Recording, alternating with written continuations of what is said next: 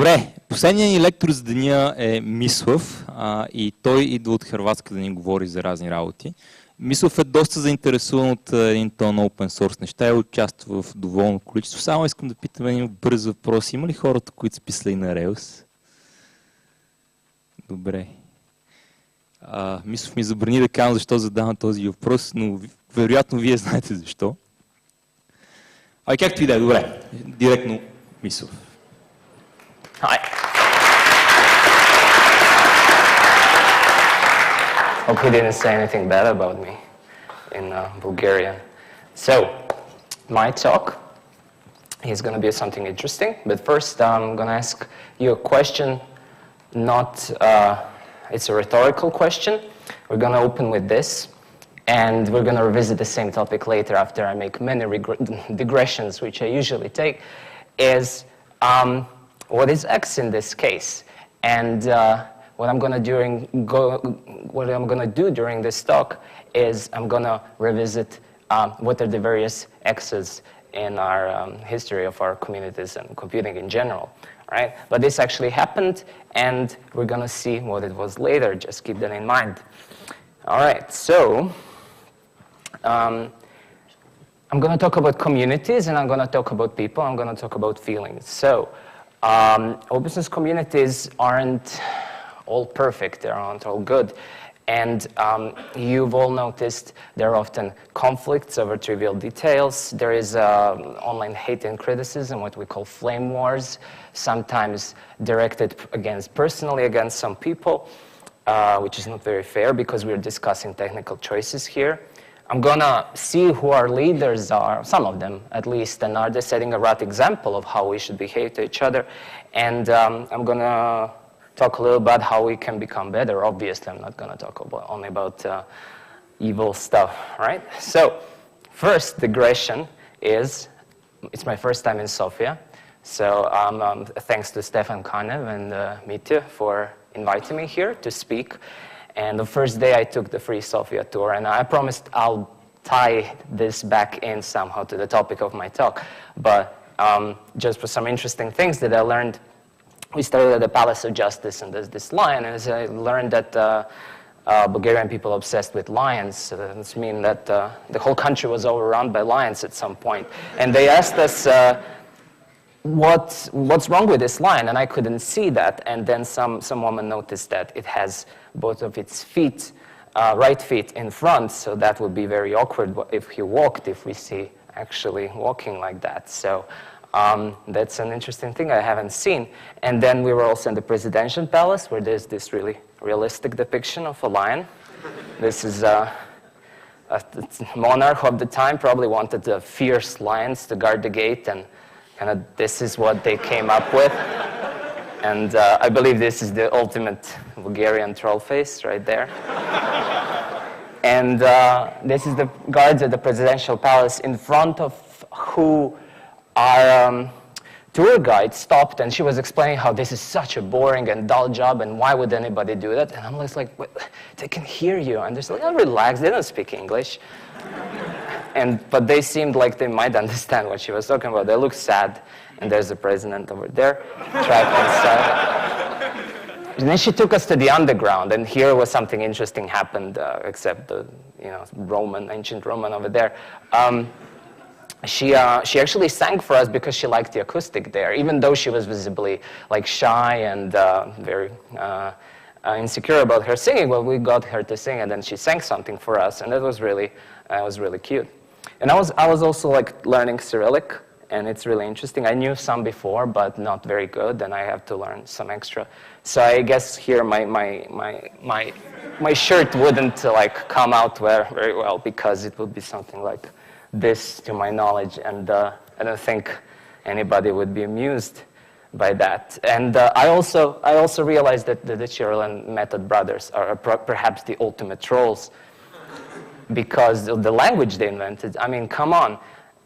I'm starting to learning it, and I'm starting from the start, and A is A, and I'm like, that's good, A is A.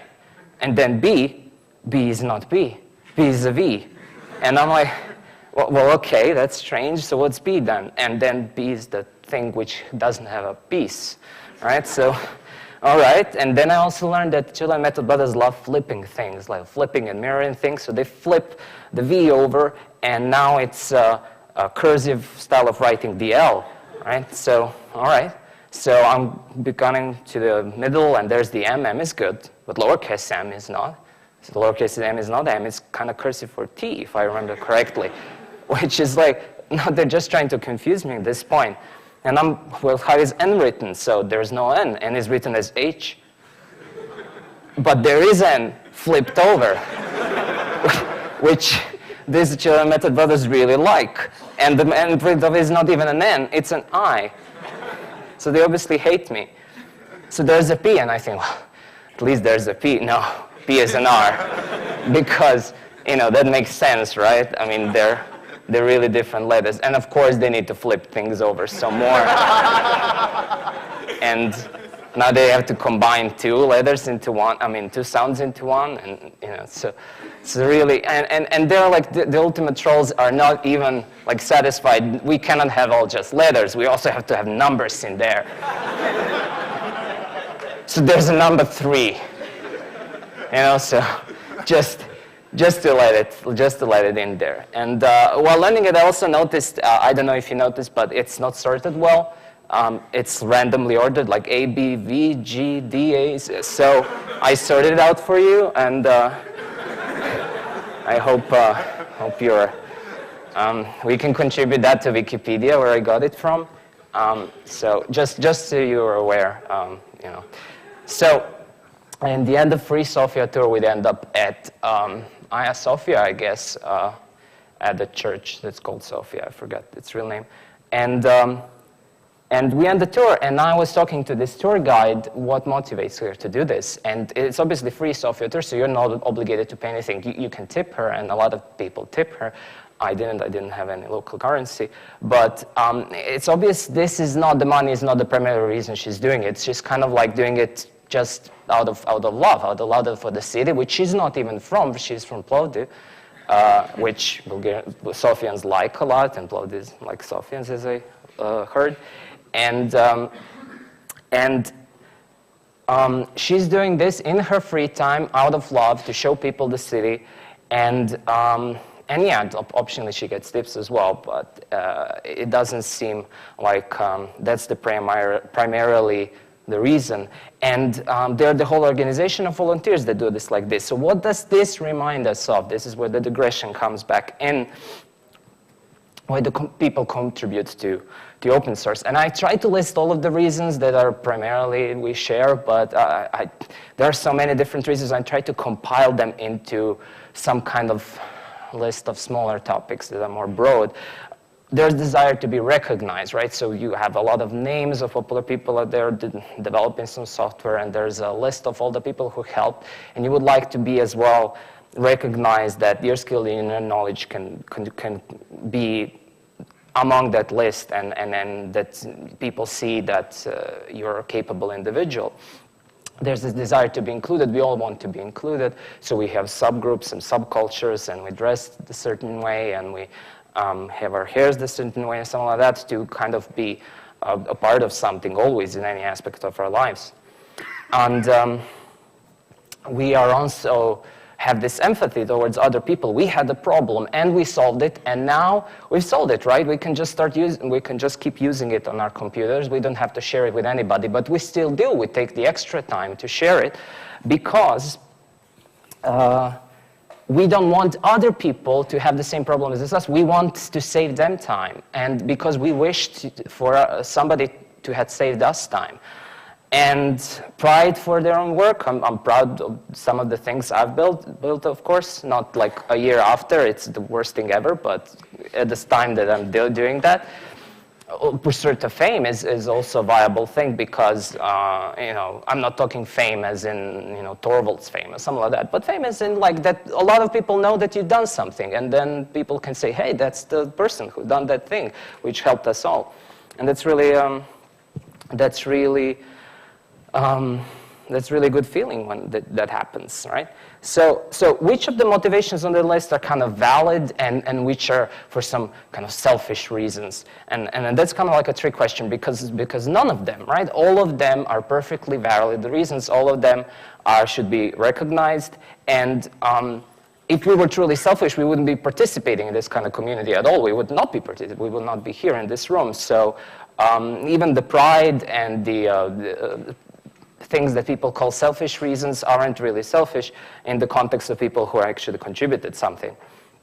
And when we're included, we get great things from the community.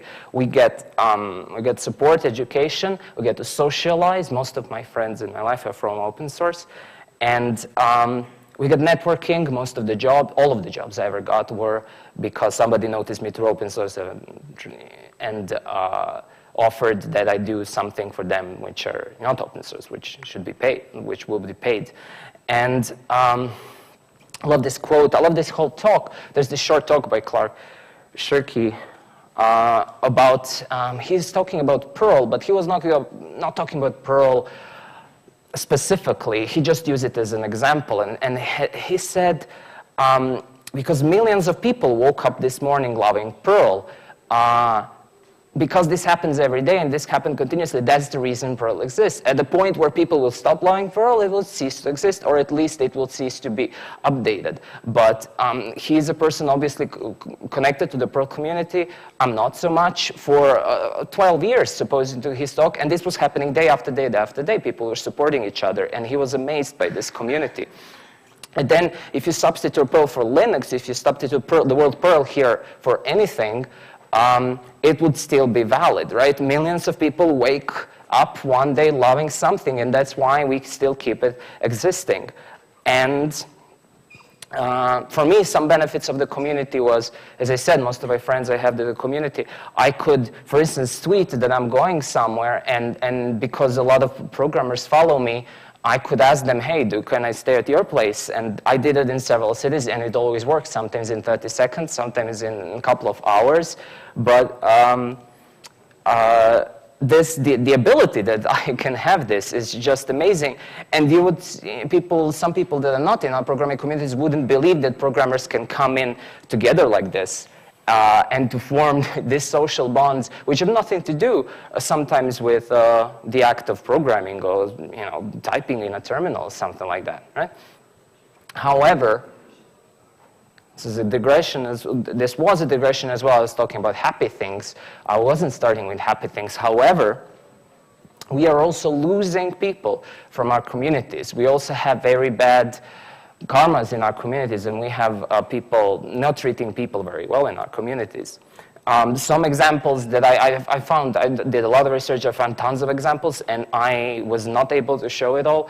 I was just be showing a couple of them, of the people who at some point were disillusioned and not actively ejected from the community by somebody else, but chose to not to participate anymore. And some other people, more people actually probably chose not to ever be involved in the community because maybe the first day experience would be a lot of people criticizing them and ridiculing them, right?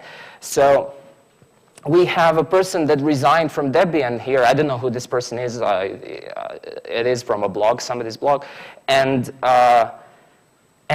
he's citing some of the problems in Debian and how Ubuntu community is much better. And then I found a person from the Ubuntu community also resigning, so it doesn't seem like that community is perfect as well because of some online discussions that didn't go very well and people refusing to listen to each other, right? And it wasn't the problem that some technological solution wasn't good enough. It was the problem of I tried to suggest something and nobody would listen to me. They actively said that, ignored me or something like that.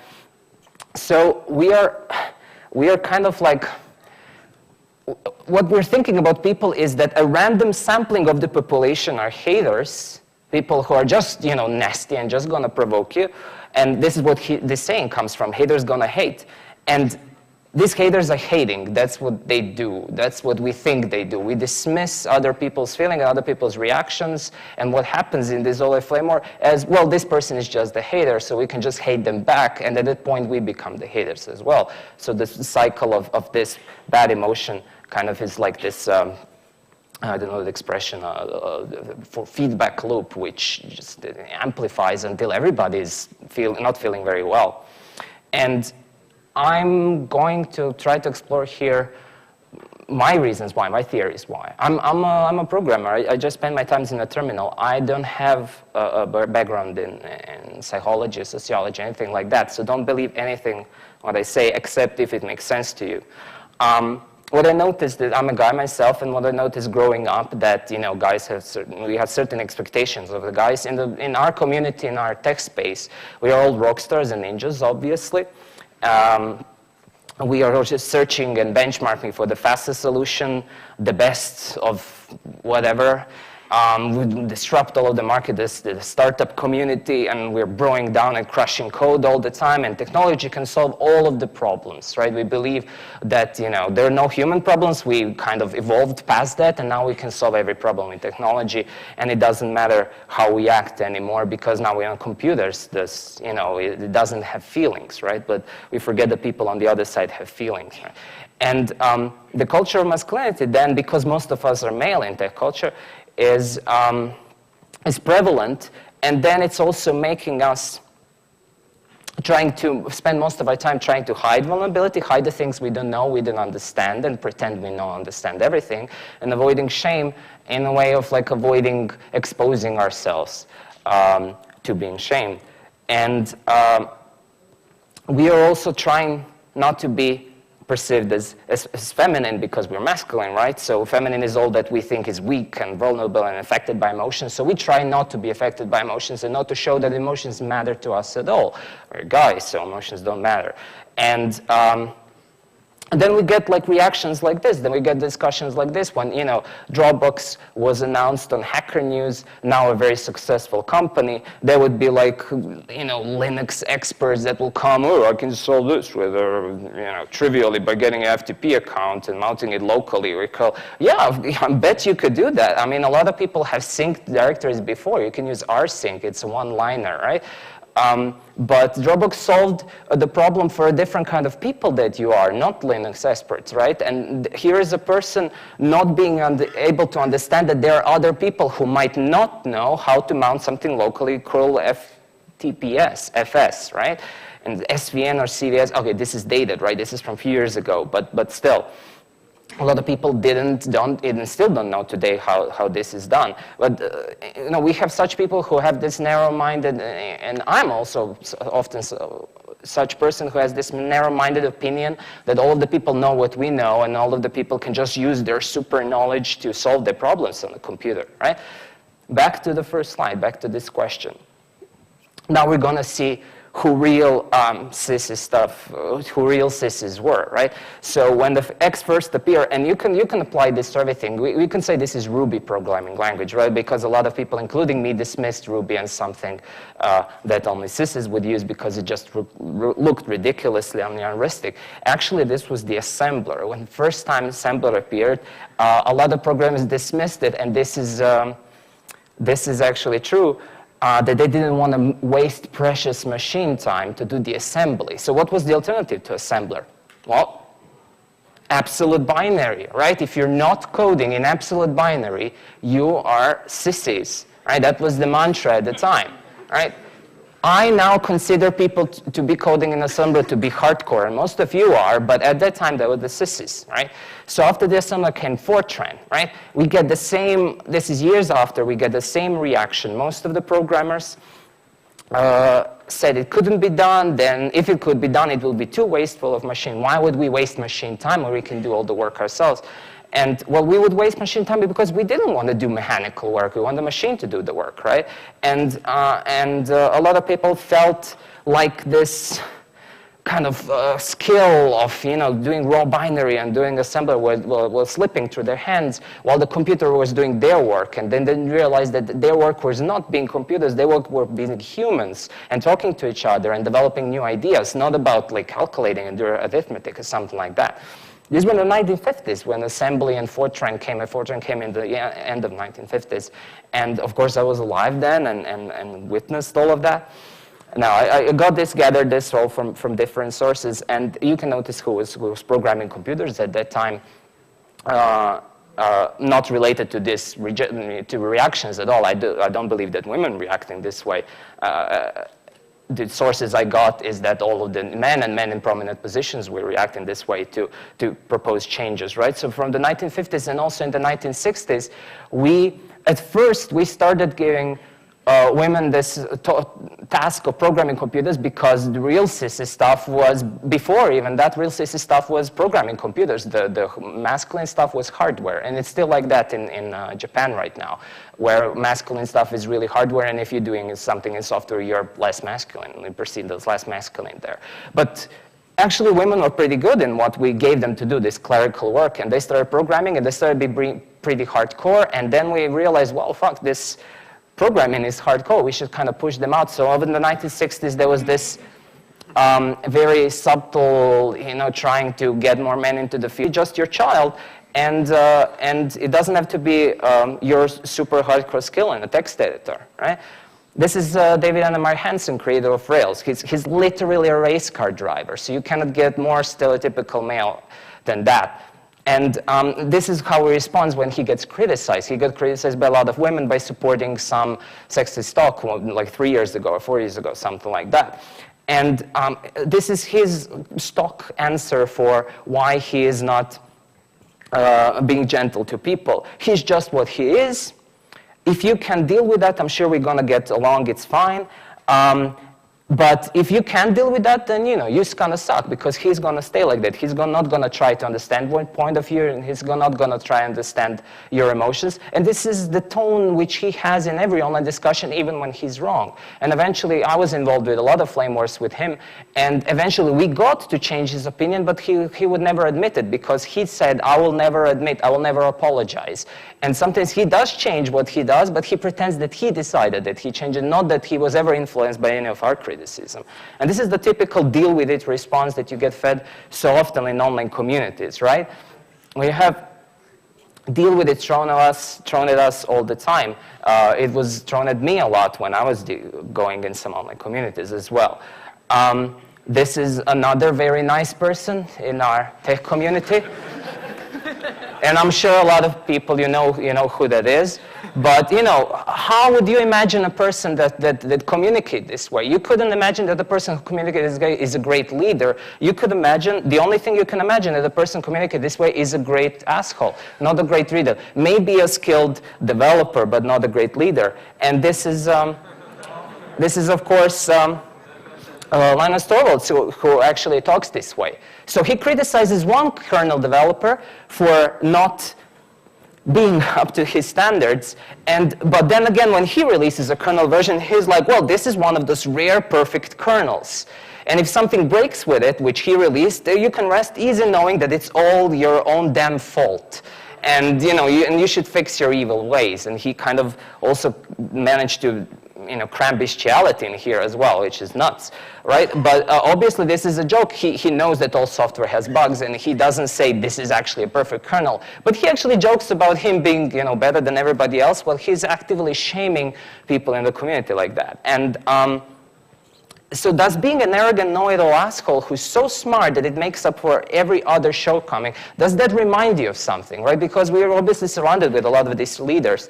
And this is a role model for a lot of people, that a lot of males that we have today. You can be so damn good that, in theory, you can be so damn good that it makes up for everything else. You can be an asshole, you can act rudely to people, you can lie, you can cheat, you can just be a terrible human being, but because you're so smart and you solve the problem alone, nobody's helped you, you solve the problem alone, you just use other people as tools to get your means, then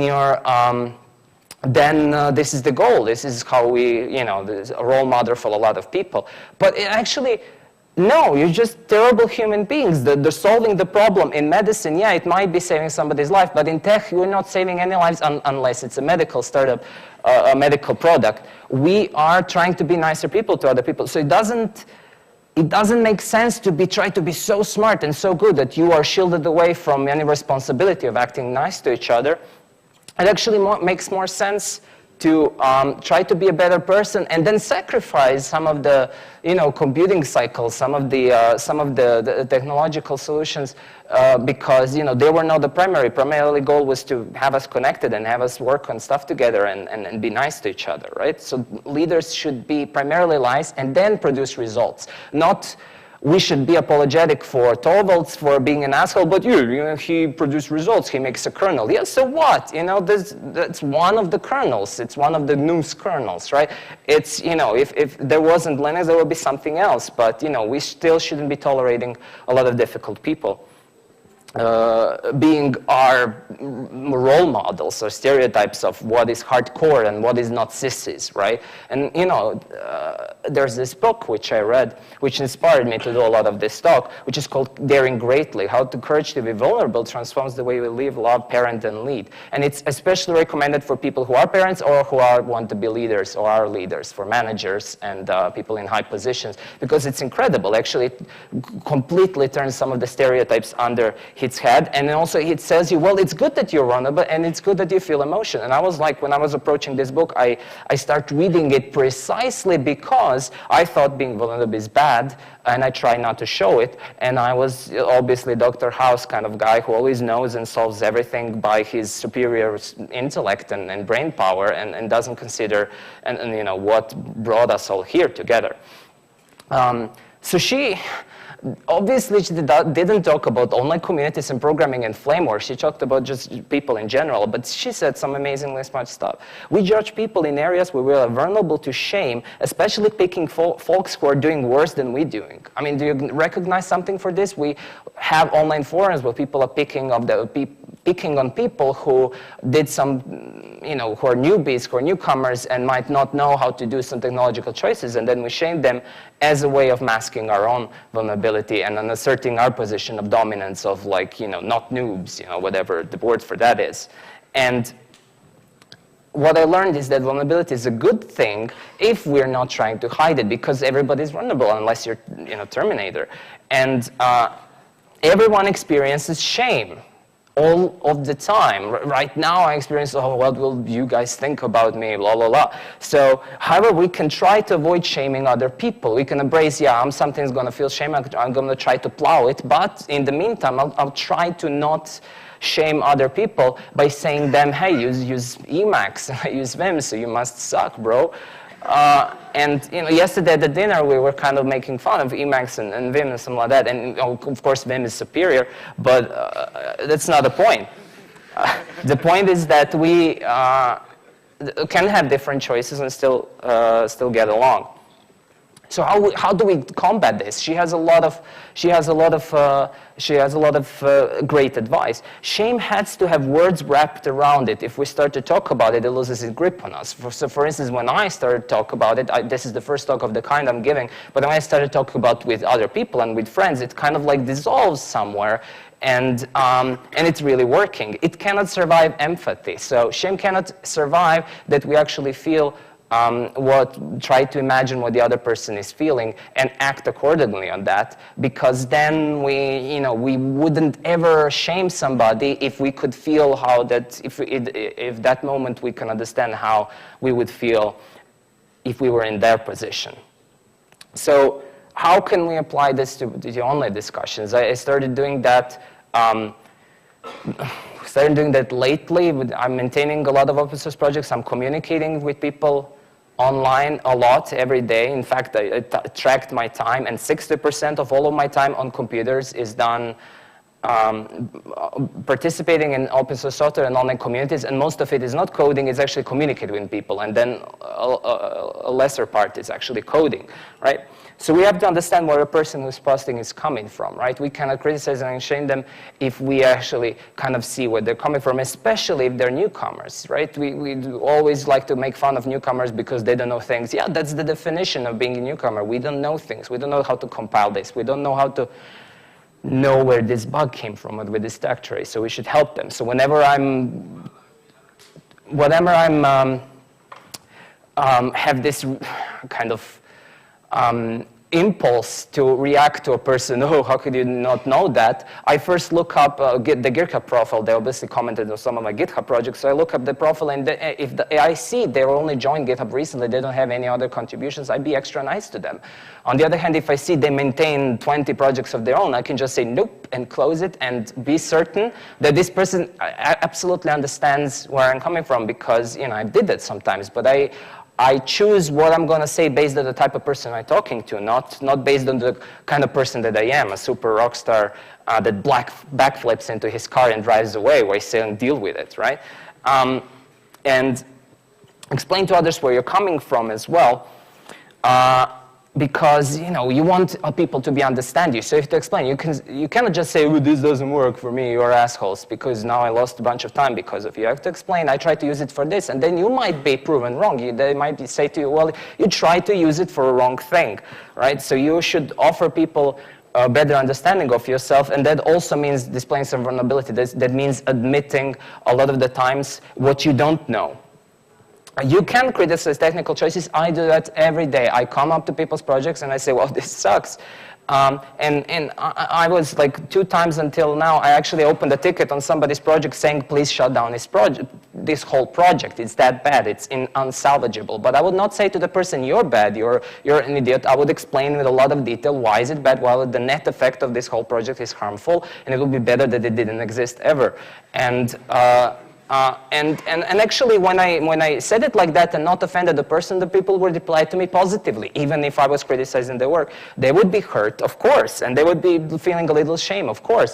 As would I, if any of you tried to shut down some of my projects because it sucked, and some of my older projects definitely should die already. And so you should criticize technical choices, don't criticize people. And when provoked, respond calmly and disengage from the discussion. When somebody tries to troll you, don't troll them back. You cannot just hate them back, because they're not random haters just because they're hating. They have some reason to do that, and if you can't understand it, just don't reciprocate back some of the negative emotions we have there, right?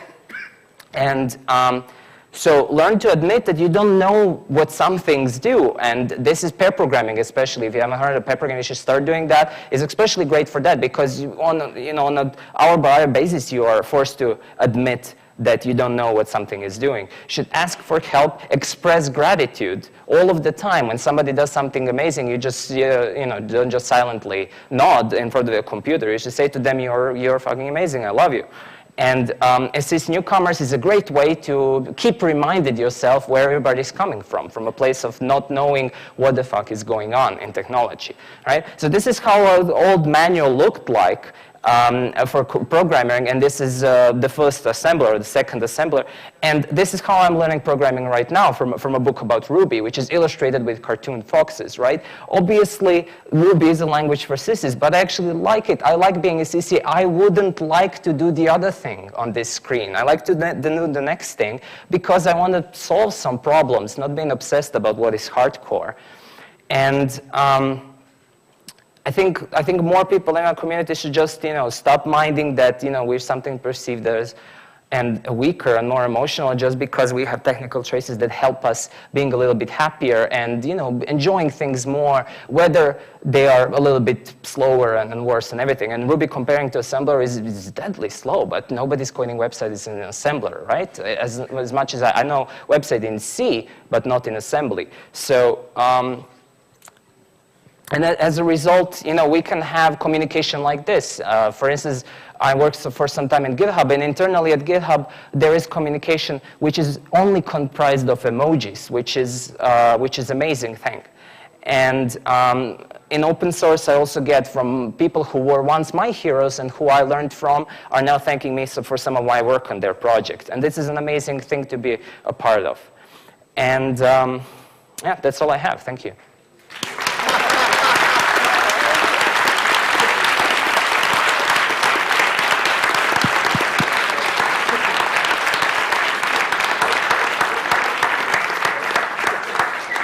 We've got some time for questions.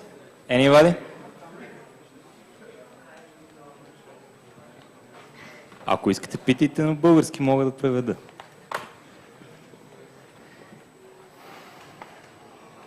Yeah, first of all, thank you for the excellent presentation.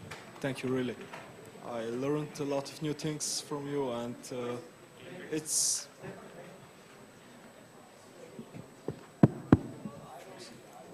Just okay, hold it more closely. Thank you again for the excellent presentation. I learned a lot of new things, so yeah, thank you for sharing your point of view with all of us. Yeah, and thank you for trolling our alphabet. We really appreciate that. So yeah, thank you. Sorry about that. Yeah, actually I'm a developer, so there's not a bunch of stuff that I can ask questions about because your presentation was, yeah, let's say in a kind of a different direction. But just a question to you, do you appreciate techno? I used to be dismissive to a lot of different kinds of music. It is very easy to shame people because of their choices in music, much more easily because of the text editor, because everybody seems to listen to music, and very few people in the world are using text editors. It all ended when I read a programming hero of mine, Steve Klobnik, once wrote a post about how he loves terrible music while he's coding. So listens to Katy Perry and Pink and some of the bad electronic music as well. And he loves that. It makes me feel more productive. And then I realized I as well, you know, just a few years ago, I was listening to some music which I think is awful right now. And right now, I don't know the types of electronic music. I enjoy dubstep. I like drum and bass. I don't know if I like the techno, which is techno today. I'm not sure what it is even because I lost track of that. But I think it's really important that we are able to appreciate bad music because ultimately all music is just, it's incredible that it even makes us happy because it's just a bunch of tones. But it definitely makes people, for some reason, feel happier, more productive, and makes us get together and discuss things and go to concerts. So sometimes is not sophisticated enough as a piece of Bach or Beethoven was from hundreds of years ago, but sophistication doesn't matter in this case. What matters here is your emotions. So what I had to learn is the sophisticated music necessarily is not the better one, especially because of my older brother is composer. He did some Baroque things for some time, and it was dreadfully boring. And it was so sophisticated, he sometimes generated music from mathematical formulae, so he's also a mathematician. And this should be impressive, right? Well, when you heard it, it wasn't so. Any techno would be better than that. Yeah. Други въпроси?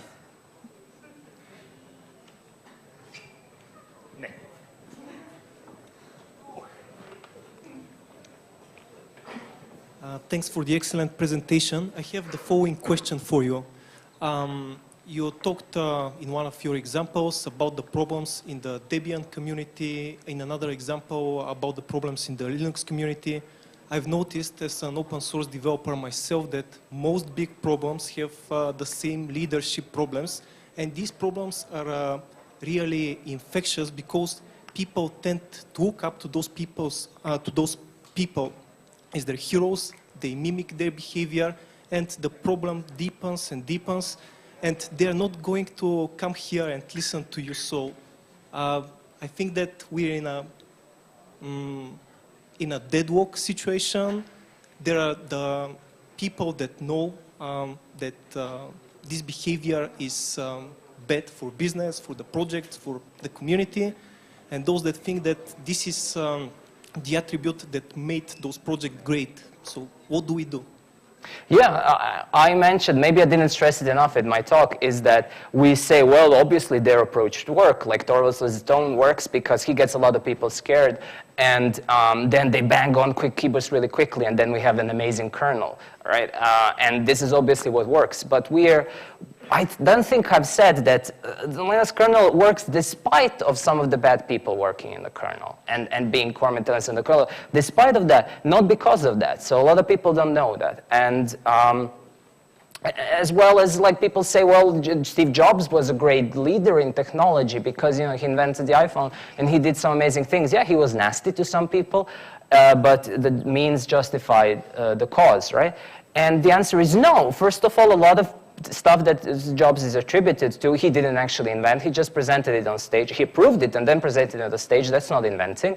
And he's still a great thinker and you know, maybe a great CEO, but no, he's not a great CEO because I've heard so many tales of him yelling and being even nastier than Torvalds to other people. He just never does it on a public mailing list. He always does it privately, but when he does it privately, he's just being terrible. And you know, the goal there wasn't to sell many iPhones. The goal is still to be a good person. And we have leaders like that failing that. And we are thinking that because of their behavior, this is why they were successful. And that's not the reason. The reason why they are successful is despite of the thing they're bad human beings. But if they were better human beings, then they would be successful and good human beings, and then people working for such people, whether in open source or in company getting paid, would be a much enjoyable experience for everybody. And you said some of the people aren't here to see me talk and still look up to the leaders because, you know, I'm not Torvalds. And of course, that's true, but we don't need leaders to change the way we are, right? We are all of us are leaders, and we have more power than the leaders. That's why, you know, nowadays supposedly we have democracy in a lot of countries because in some countries it works better than in others, but we kind of pick who the leaders are. So we actually we can pick how our leaders behave. And we organize democracy in a way that every 4 years, we reevaluate whether the leaders are still good leaders, right? And sometimes that works, you know, okay for us, sometimes it doesn't, but it still gives us an opening, right? In open source projects, sometimes we have benevolent detectors for life. So these are the inventors of some of the open source projects. For instance, this is Torvalds in Linux, right? But this doesn't have to be that way. If Torvalds tomorrow started kidnapping babies, he wouldn't have commit rights for you know, just a few days after that. So if somebody did something really horrible, we wouldn't tolerate that. So what I was trying to do with this talk is that a lot of people are doing something very horrible, but we are tolerating that. So it's not them who are the problem, it's we who are not challenging their behavior towards us. So we can change our behavior to each other, and you know, you can start being better to other people online, and then you diffuse their anger, and they start to be better people and understand they should be better. And then when we are a community of better people, then we will not tolerate our leaders treating us like shit anymore, and then they wouldn't be our leaders anymore. We would still accept the technological solutions. We would just say, hey, you cannot communicate with us that way, and it doesn't matter who you are. You can be Torvalds, those Jobs, or anybody, but we can shape the world we want to have just by, you know, choice and the way most of us are, not the way our leaders are.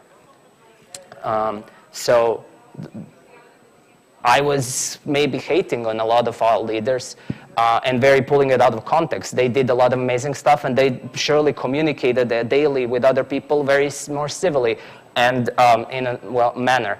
But you know, they didn't become leaders by their choice. They become leaders because somebody put it up there. So it's time to start putting some more people higher up, which are better people. And for instance, for those who don't program Ruby, the creator of Ruby is a Japanese guy who is this like very quiet and very kind of shy individual who is very nice. So we have a saying, Mats is nice. That's his name, Mats. Mats is nice, so we are nice. So not all of the leaders are terribly assholes. So this guy would never say a swear word in his life. And I got to meet him and walk around the city, which we were done at the same time with him. And later he added me as a friend on Facebook. And I thought that was amazing because a creator of the language that I use for my work on a daily basis has added me as a friend of Facebook. And I don't think Torvalds ever would. And I wouldn't want him as well, you know. So I like that we have some of the people who are setting a good example for us. And the way we say Mats is nice, so we are nice, is because whenever we have the instinct or the reaction to react negatively and badly to other people, we first ask ourselves, what would Mats do? It's like, what would Jesus do, right? And then you just imagine his persona, how the way he looks like, and then he stands quietly. And I was once at the meetup, the developer meetup, when he was there, and some other people came up to him and they asked him, does he use Ruby, and does he develop Ruby? And he was like, yes. And he didn't know very well English, and or wouldn't even reply to them. I actually created Ruby 18 years ago. He just said yes, and they were like, oh, how long are you using Ruby? Long. So he was very shy. And at that moment, it didn't matter that he corrects them and shames them. How do you dare make eye contact with me? You know, he didn't say that. He just, answered their questions politely. And to me, that's a great leader right there. And that's why I'm using a sissy language. Okay. Part of the reason. We have like time for one short question and one short answer. Okay? Are you up Okay, first? my answers are long. I get it. Hi, my question is, why do you presume that people are so easily ashamed and everyone is trying to shame the people around him with his comments? Because my impression with the IT guys, because I'm far away from it, is that people are rude not because they want to be rude, but because they're so into their work, and when you interrupt them, they're just actually, it's really primitive instinct to say, what do you want, and how dare you interrupt me? So why do you think it's actually intentional shaming people? Yeah, I don't, maybe I didn't stress this enough as well, that I don't think any of these examples are people who are actively harmful. Even I said, even the haters, they're hating, we presume that some people are just hateful. And I said that's not true at the time which I said that. I don't think people are actively trying to harm other people intentionally. They do this unintentionally. They do this in a way that to protect themselves, to show their vulnerability. So if you react aggressively to somebody online, you get this shield of like trying to mask that maybe it was your fault and maybe you didn't know enough. And instinctively, this aggression as a defense mechanism works for, a lot of animals work through evolution as well, right? But we now say, oh yeah, evolution still dominates us. Well, that's not true. And they say in creation, they say, čovjek je čovjeku vuk, homo homini lupus, right? They say that people act to each other like wolves. Which is not true, because if they acted, there wouldn't be any Linux, right? There wouldn't be any kernels to run stuff, or there wouldn't be Ubuntu desktop or something like that, because everybody would just keep their own damn code to themselves. So we see the prevalence of people not acting nicely, and then we see tiny little bits of evidence of people not acting nicely. So most of the people are acting nicely. We just have to now tighten our grip and be less tolerant of the people who react this way. And not cast them to jails and say, now you're banned from the community. We should just say to them, hey, don't react this way. And it's not the end of the world. It's just something we don't want to tolerate anymore. We want to change the perception of what is the actual strength in tech. And it's not the masculinity. It's not the fastest and the best. It's helping people solve problems with computers. Okay, thank you.